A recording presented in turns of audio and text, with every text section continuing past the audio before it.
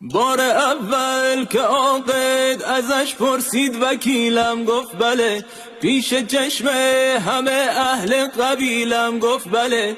ماه بعدش با وکیل اومد دم خونم بابیل، گفت که یا مهریم و میدی یا میشی زلزلی. ما هم از این ور گرفتیم وکیلی واسه دادگاه، آی ننه نگو که افتادیم از چاله توی چای ننه.